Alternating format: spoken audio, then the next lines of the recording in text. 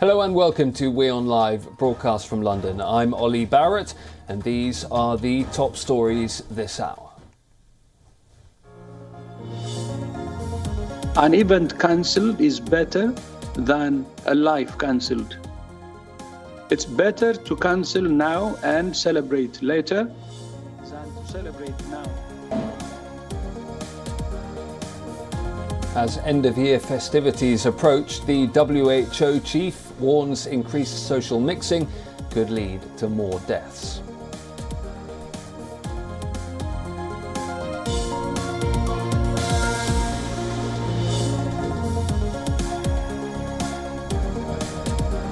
Faced with a surging Omicron variant, the US will distribute 500 million free COVID-19 tests and may mobilize military medical personnel if needed.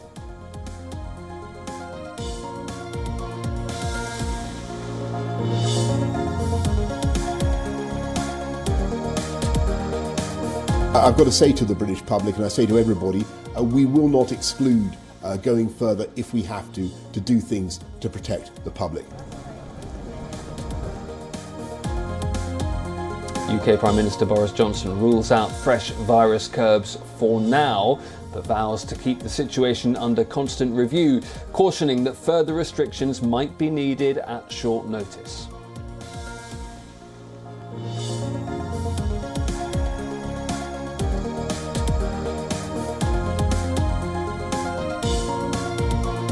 China says the US is trying to interfere in internal affairs and slams Washington over appointing a new special coordinator for Tibet.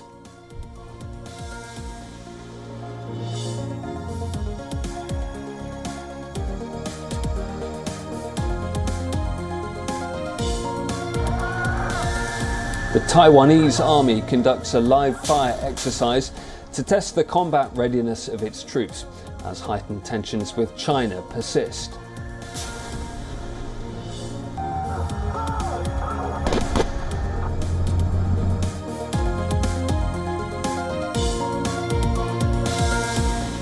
And in its first executions in 2 years, Japan hangs 3 prisoners. It also marks the first executions under the new Prime Minister Fumio Kishida.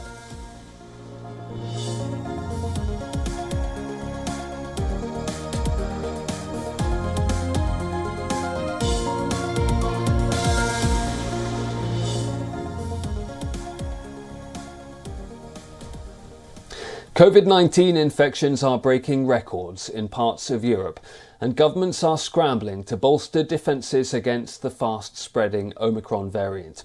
The World Health Organization is calling for nations to redouble efforts to help end the pandemic. WHO officials remain concerned the Omicron variant appears to be better at evading antibodies generated by some vaccines. Officials also warn the Omicron variant is spreading faster than Delta and causing infections in vaccinated people.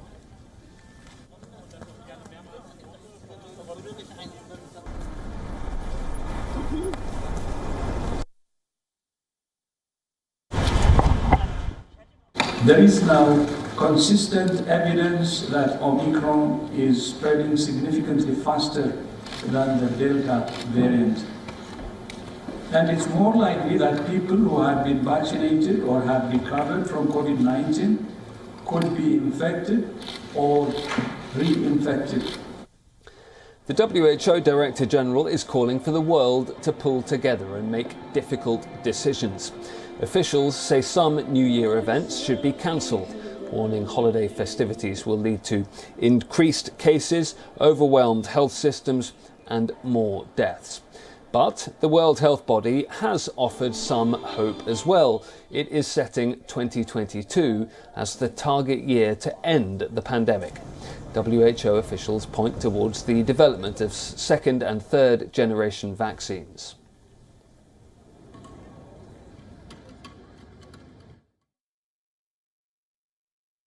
There can be no doubt that increased social mixing over the holiday period in many countries will lead to increased cases, overwhelmed health systems, and more deaths.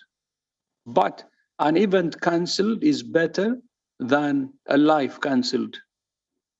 It's better to cancel now and celebrate later than to celebrate now and grieve later. The President of the European Commission, Ursula von der Leyen, says Omicron could become the dominant variant in Europe by mid-January. And experts warn it could bring critical infrastructure to a breaking point. Germany has tightened restrictions and leaders are holding emergency talks today over an accelerated booster campaign and possible stricter measures yet. In the Netherlands, Christmas will be celebrated under a lockdown. Paris has already cancelled its New Year celebrations. The World Economic Forum is also postponing its annual Davos get-together in January. Meanwhile, the European Union has approved its fifth COVID-19 jab. Novavax from the US has been approved for use across the European Union.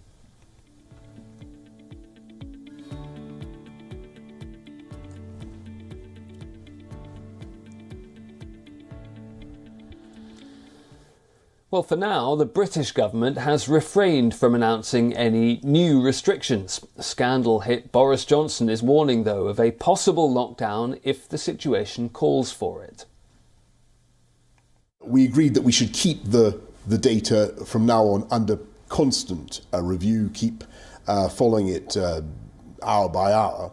And unfortunately, I must say to people, we will have to reserve the possibility of taking further action to protect the public and to protect public health, to protect our NHS. And we won't hesitate to take that action. But in the meantime, what I would say to everybody is please exercise caution as you go about your lives. Please think of the guidance and think of protecting yourself and your loved ones. And please get a booster. Please get a vaccination. Well, those comments come after the Prime Minister held a cabinet meeting to discuss new curbs.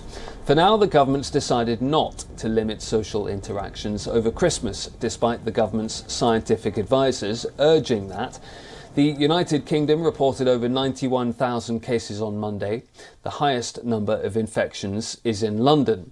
Earlier this month, the government implemented its Plan B, which includes mandatory masks in many locations, working from home where possible, and COVID passes for large events. It's also set the ambitious goal of offering booster vaccine doses to all adults by the end of this month.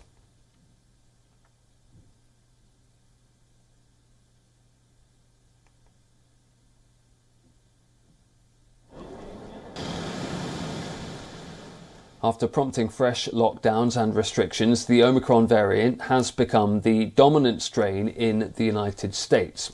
The variant accounts for 73.2% of new cases over the past week, according to the latest data.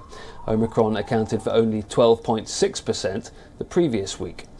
America's top pandemic advisor, Anthony Fauci, is warning of a bleak winter ahead, but he believes the new variant is unlikely to be more severe than previous.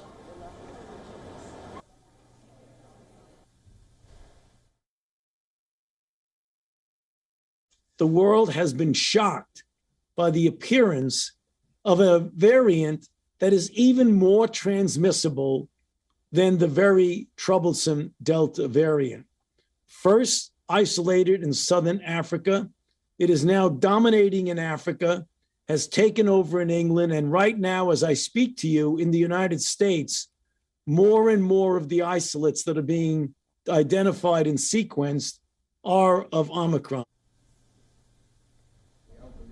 Hospitals are getting busy across the United States. Testing centres are witnessing long queues. Sports and entertainment events are being cancelled. However, new hospitalisations and deaths so far are averaging well below their spring 2020 peak. I think we've all been affected. As a New Yorker, we're trying to take every single precaution that we can. Got double vaxxed, boosted, regular testing. I am planning to travel for the holidays, but depending on the result of this test, I'll probably stay put in New York. Ahead of the holiday season and in the middle of a spiralling virus, the President of the United States, Joe Biden, is preparing to address the nation later today. The White House has already ruled out lockdowns or tougher restrictions, As per reports, Biden will stress the benefits of vaccination against COVID-19. This is not a speech about locking the country down. This is a speech outlining and being direct and clear with the American people about the benefits of being vaccinated, the steps we're going to take to increase access and to increase testing, and the risks posed to unvaccinated individuals. Well, our correspondent Susan Taranis sent us an update on the virus situation in New York as Joe Biden prepares to speak to the nation. Starting to feel like a pandemic deja vu, many New York City sites have decided to close their doors due to a rise in coronavirus cases. From some Broadway shows to the famed Saturday Night Live television show, which is recorded in front of a live studio audience, and even some restaurants, they say they prefer to be safe rather than sorry. New York City was once the epicenter of the coronavirus pandemic in all of the United States. However, hospitalization and death rates are nowhere near as they were during the height of the pandemic. However, people are still taking those precautions. There has also been a greater demand for testing, but New York and the country in general has been struggling with its testing supplies since the start of the pandemic. And things haven't really changed. Many waiting in lines for hours, and retailers reporting that they're either running out of at-home test kits or running low. U.S. President Joe Biden is expected to address the nation on Tuesday regarding the recent surge in COVID cases. Susan Tarhwani reporting from New York for WION World is One. Well, returning to the UK, where Prime Minister Boris Johnson remains under fire over a photograph from Downing Street emerged from last year. It was published in the newspapers on Sunday. It's a wide snapshot of Boris Johnson with his wife and a number of staff members. It's from May the 15th, 2020. 13 of his staff can be seen gathered in the garden at Downing Street. Bottles of wine and a cheese board are visible. Boris Johnson insists it was a work meeting and didn't break any lockdown rules which were in place for the rest of the country. I mean, Prime Minister, there is a trust issue here. You're asking people to be cautious. They see the picture of you sitting in the Downing Street garden, drinking wine, eating cheese, at a time when, you know, those were not within the rules. They don't buy that it's a work meeting. There are people on Twitter who say they had funerals of loved ones in the same week and they couldn't have that many people at their funerals. Do you understand why people are angry and why they might be less likely to do what you say? Those were people at work talking about work. So you were having a work meeting there without laptops, without any notes or paper. Do you normally have wine and cheese at a work meeting? Those were people at work. Those were meetings of people at work talking about, this is where I live and it's where I work. Those were meetings of people at work talking about work. And I really think it's vital that we focus, if we can, on the messages we're trying to get across today. We face a serious spike in Omicron. You're seeing the cases go up in London, particularly the cases of hospitalisations. And the answer is to be cautious, but also to get vaccinated. Well, that's the so-called party in May, but there are at least 10 gatherings and events that have also been reported between mid-November and December the 18th, at a time when social gatherings and parties were banned in England. The opposition Labour Party says officials clearly broke rules set by the government at the time. The Prime Minister and members of his government so far maintain no COVID rules were violated. An investigation into the alleged parties is underway. Last week, Boris Johnson faced the biggest parliamentary rebellion of his tenure so far. Close to 100 Tory MPs voted against new virus restrictions. Also last week, the Conservatives suffered a stinging by-election defeat in a historically safe seat held by the party for nearly 200 years. And then on Saturday, one of his closest supporters and Brexit allies, David Frost, resigned from his cabinet, citing discomfort over the new COVID rules. And it seems the British public is disappointed too. An opinion poll published by Ipsos Murray has found that 6 out of 10 people in Britain think it's likely that Boris Johnson won't be Prime Minister by the end of next year.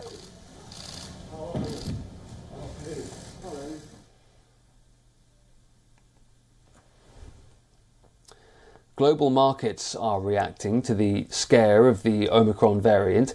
Investors are weighing up the extent of the impact that the variant could create on the global economy. An appetite for risk has staged something of a comeback.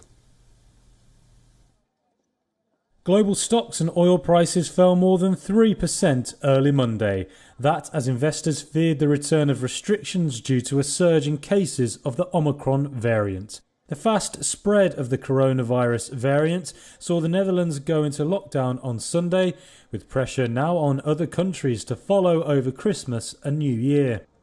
German leaders are also due to meet Tuesday to decide on whether to introduce tougher contact restrictions. The Pan-European Stock 600 was down just over 2%, falling to its lowest level in more than 2 weeks. Investors were also spooked by comments from a United States senator on Sunday.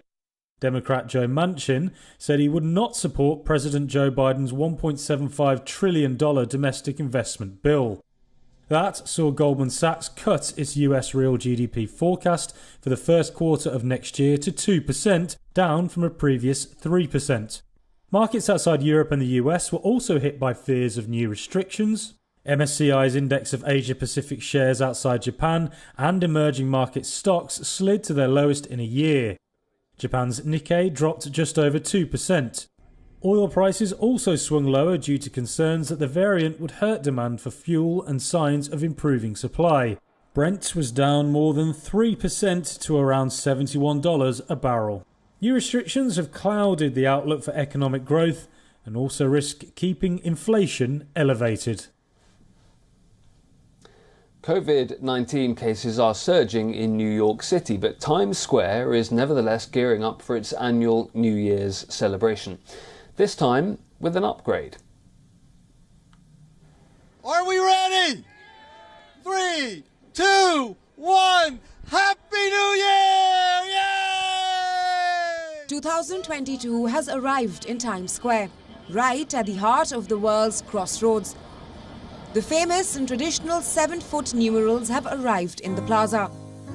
It's up for folks to see and take photos with before they are placed on top of one Times Square underneath the famous New Year's Eve ball. The 4 numbers 2022 use over 500 LED bulbs and will be in the Times Square Plaza between 46th and 47th Streets. Let me tell you a little about these numerals. They're 7 feet tall. There's 599 total LED bulbs in those numerals. I think it's 164 in the 0 and 145 in each of the 2s that make up the 2022. And what's amazing is that on December 31st, these numerals will be atop one Times Square. And over 1 billion people will join us around the world as the ball descends and these numerals light up to greet 2022. There's no moment like it. They have been presented by the Times Square Alliance for the big New Year's Eve celebrations. The spread of the Omicron variant has dashed hopes of a more normal holiday season, reviving restrictions and stretching the country's testing infrastructure ahead of festive season.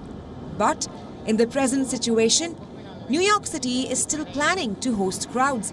No matter what might change down the wire, the show will still go on for global transmission.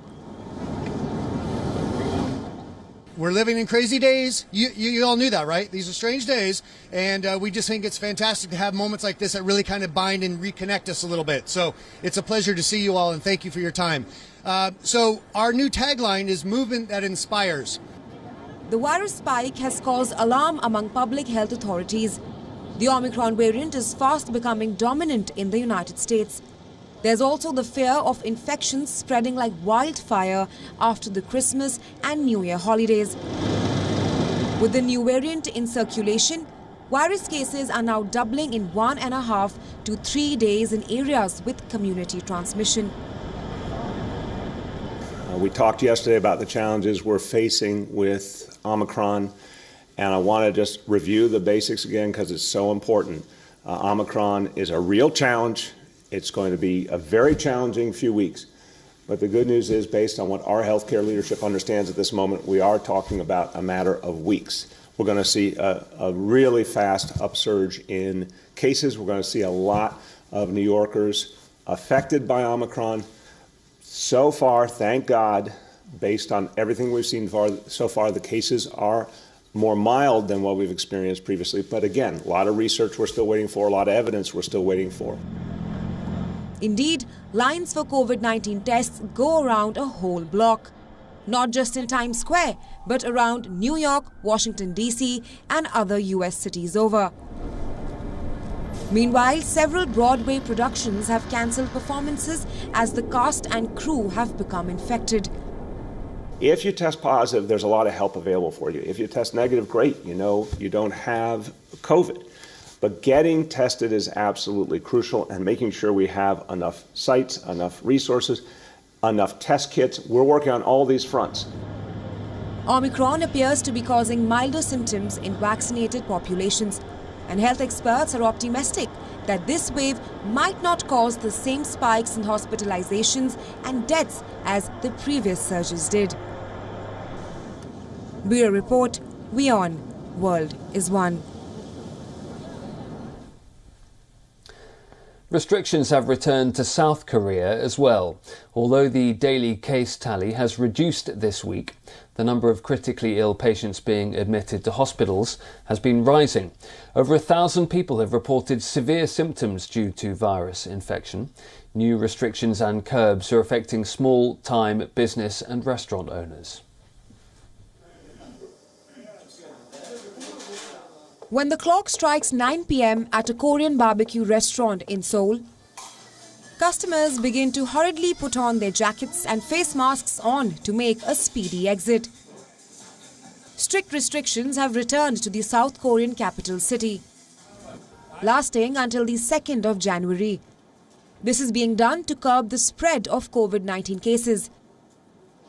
They include limiting gatherings to not more than 4 people as long as they are fully vaccinated, and forcing restaurants, cafes and bars to close by 9 p.m. sharp.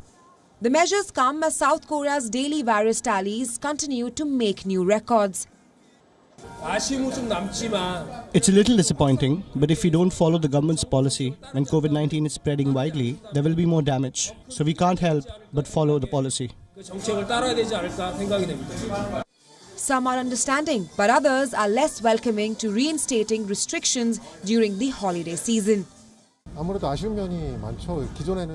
I have a lot of unsatisfying feelings for sure. In the past, we didn't have to think about time, but now I can only meet people for a short time as those gatherings happen after work. It is the year end when we meet missed ones, but now we can't fully do that. Also, it is very unhappy that we have to pay attention to the clock ticking. For the restaurant owners, businesses is not going well. And with new restrictions, there are new fears of businesses' losses during the festive season. With eased restrictions that came with the living with COVID-19 policy, I hired more people and prepared a lot of ingredients with the hope of doing good business during the year-end time. Now with the sudden change, all the ingredients are left unattended and I have too many workers. My business is going very badly. The government really doesn't think enough. The South Korean government has planned to pay over $800 each to small business owners. But business owners believe that the planned compensation will not be enough, adding that it is less than one part-timer's monthly payment. I personally think those small business owners like myself should gather and protest in front of the presidential office. I hope there will be a big protest so that our voices can be delivered directly to the president. Associations of small business and restaurant owners have issued a series of statements. They have been protesting the decision and calling for measures to compensate their losses. The Korea Disease Control and Prevention Agency has reported over 5,000 infections and 54 deaths by December 19th. And the total tally now stands at over 570,000 cases with over 4,000 deaths since the beginning of the pandemic. Bureau Report, WION World is One. Thousands of Santa Clauses have assembled in Madrid for a charity run. The running Santas have set off in a flurry of fake snow along the city centre. They're raising money for victims of the volcanic eruption on the Spanish island of La Palma. I'll leave you with those pictures. Thanks very much indeed for watching. Do stay tuned to WION World is One.